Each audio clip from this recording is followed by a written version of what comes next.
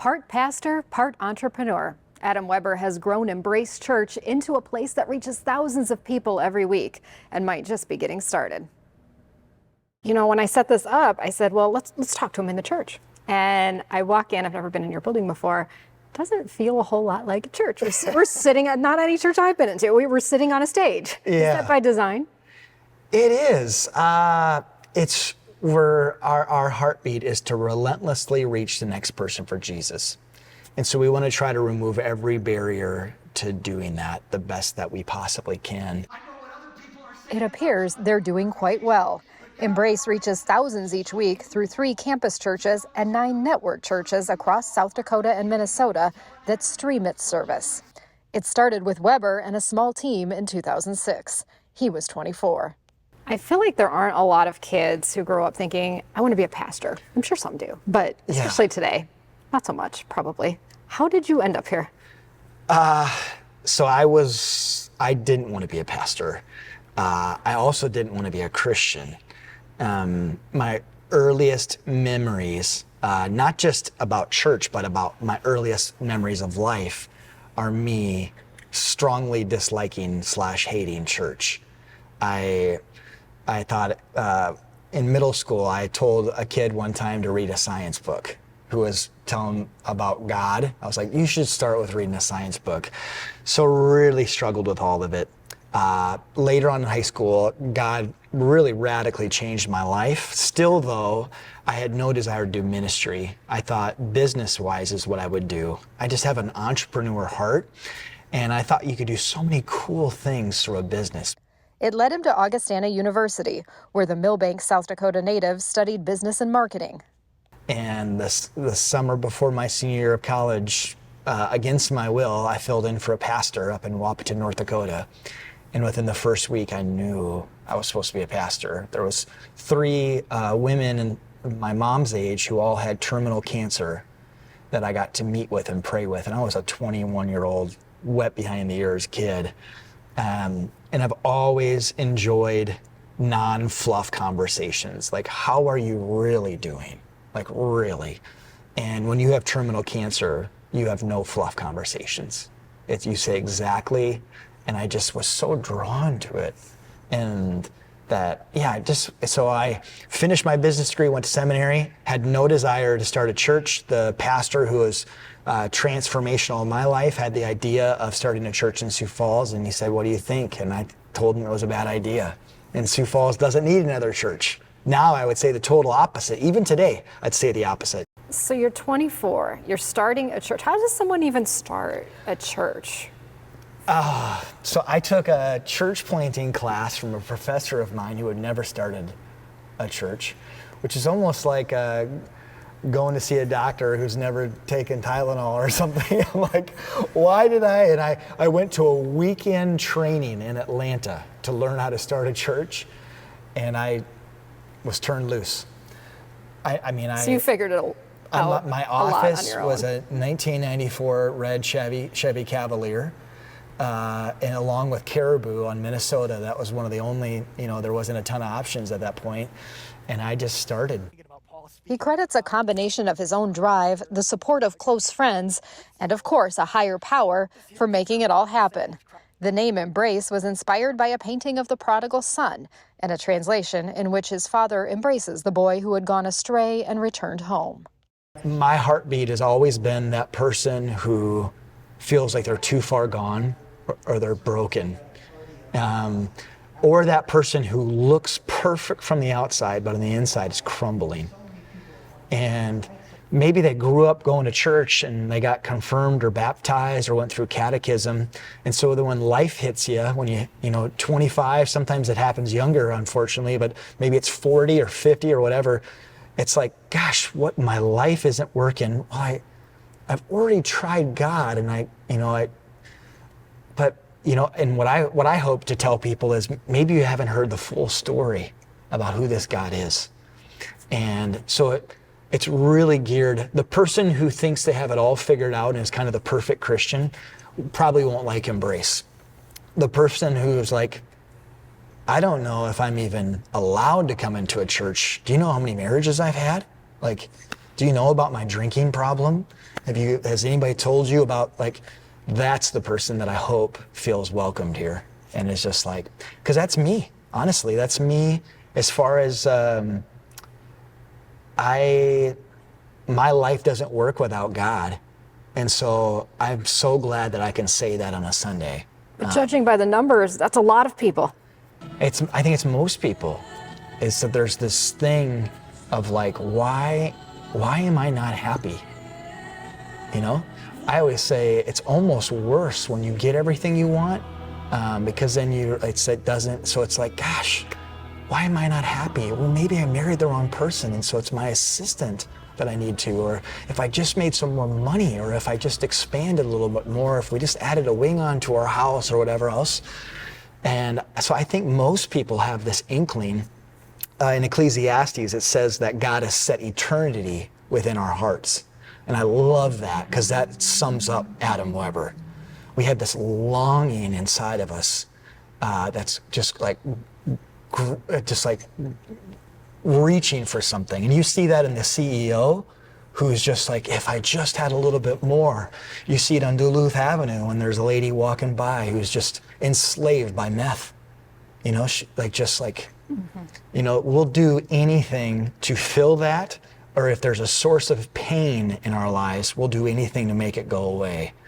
And so I think it's most people. And so when they see something that's like, okay, he doesn't preach down for me. Again, it drives me crazy that I have to stand on a stage, because I don't feel worthy of being on a stage.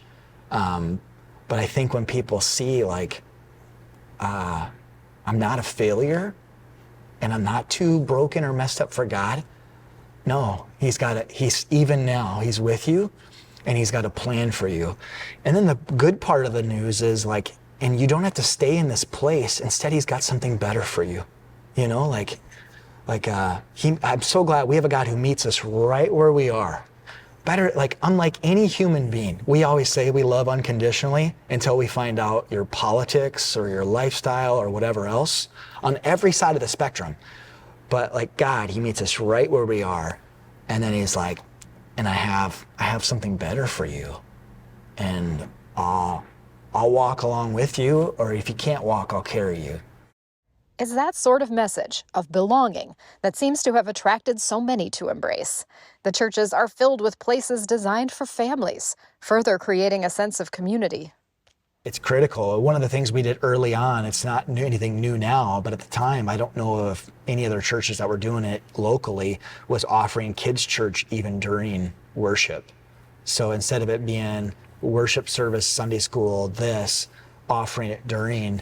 And even this last week, I saw several spouses that they're married to somebody who's got a high demanding job, and they were able to come and be ministered to themselves. And so whether it's that or just community in general, even this morning, met with somebody and he said, I just got into a men's group and I really need it. And I'm like, oh, I'm so proud of you. And he's like, I don't have any time for it, but I need it. Weber leads a team of nearly 30 people who handle everything from operational needs to preaching, to visiting the sick, saying weddings and funerals. Wendy Tryon, she can preach. You know, give her a few more reps. Oh man, like I sat over here listening to her. She deeply impacted me. And she can say things that I can't say. She's on your team. Yeah, and she can say things I can't say because she's a woman, and and there's things I can say that she can't say. And then there was a couple of times that she spoke, and you could just tell every woman was like, yes. And yet she's dynamite. So she was preaching to me the whole time, and so it's just like, and even just the different, you're going to hear one aspect of God from me, and you're going to hear a different aspect of God from Travis Waltner, our T-Camp's pastor, when he preaches. And I think that brings a fullness of who God really is. In T, Embrace has a new church under construction. In Sioux Falls, the congregation has already outgrown a recent expansion. For me, one of my biggest turnoffs with church growing up was money. I'm like, don't ask for my money. And what's been exciting is people are coming to us saying, so we did one round of renovations 2 years ago, And our biggest criticism of it from our people was, you're thinking too small. Wow. And I was like, okay. And I was like, but we just didn't ask. I can't ask. And one person cut me off and said, ask us again. Ask us like for more money. And I'm like, what? And they're like, we need to do this. And so it's pretty cool when you're able to be a part of something where your non-staff people are saying, ask us, we'll do this, we'll step up. And so we're seeing that. Embrace uses an approach called EOS to run the organization. It stands for the Entrepreneurial Operating System, an approach detailed in a book called Traction that's increasingly used by businesses. I think Harvard Business Review did a study of long-term successful CEOs. The defining characteristic was self-awareness. And that's been true for me. When I'm not self-aware, it's not good. When any leader is not self-aware, it's not good. But when you can really figure out, so for me, a process like Traction has helped keep that in check. And then my team being able to say, hey, Adam, we can do X, Y, or Z, but there's a cost to that. Not financially, but to our team, to our energy levels. And in the past, I would have just ran right through that. And now I hear that and I'm like, whoa, let's not do that. That's a bad idea. Mm-hmm. Thanks for sharing all though, because I don't see that. All I see is like, what could we do? Still, there's a big vision for the future. Embrace has set a goal of reaching 5% of Sioux Falls in less than 10 years. That would equal more than 12,000 people. It's like, okay, let's go. Like, let's shoot for something big. Every time I hear it, I'm like, that's a little outlandish and crazy. And yet, it's just exciting to go towards something like that. For me, that number of 5%, I always, even as I'm preaching and it's to a campus that I can't see, so all I can see is the camera, I can't see them physically. I just see so many stories when I'm sharing. And so for me, it's not number, it's a person. Soon he'll begin reaching people in a whole different way. We are in the process of launching a God Behind Bars campus as well. I can't share the details on where that's happening, but basically partnering with a ministry that works with churches and helps launch campuses inside of penitentiaries.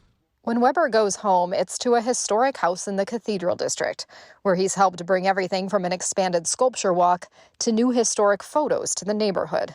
The history is unmatched. The character is unmatched. And so we have this gem that I think people are just beginning to discover. And I'm just giddy about it.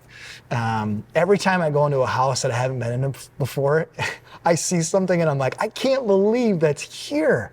There's some of those houses that are just waiting for someone to come up. I almost envision the original owners on the front porch doing a hat tip and saying, sir, we're bringing this beauty back. You know, like this thing is gonna come back to life and it's gonna be the gem that you thought it was. In many ways, it's an appropriate backdrop where his life and faith further entwine. So I pastor a church like Embrace. My personal life, like my devotional life, is actually quite liturgical. So on a regular basis, I'll even walk down to the cathedral. There's 2 different spaces there, sanctuaries that you can go in and just sit and be quiet. And so it's a little bit of merging both of those things. Well, there's a stained glass window at the cathedral that connects you to God, or an LED wall that you can kind of try to give a visual of what you're trying to explain. You're 41 and full of ideas, clearly. Do you feel like you're just getting started? Are there things you'd like to do, or what's your take on your own career path now? And again, I'm nothing special, so take that times a whole bunch. I do feel like I'm just getting started, you know, ministry-wise, just telling one more person who doesn't believe it, they're made in the image of God. Whether that's a successful person who feels like a robot instead of a person, or the person who is really down and out in life and feels like nobody listens to them or even sees them, to tell both of them, you're made in the image of God and he has a wonderful plan for you. I just told my wife last night, I hope I have many more years because there's still so many things I want to do. We'd like to thank MarketBeat for sponsoring the CEO series. Stay tuned for more conversations with CEOs making news throughout the year. And of course, for all your latest business headlines, stay with us at www.SiouxFalls.business.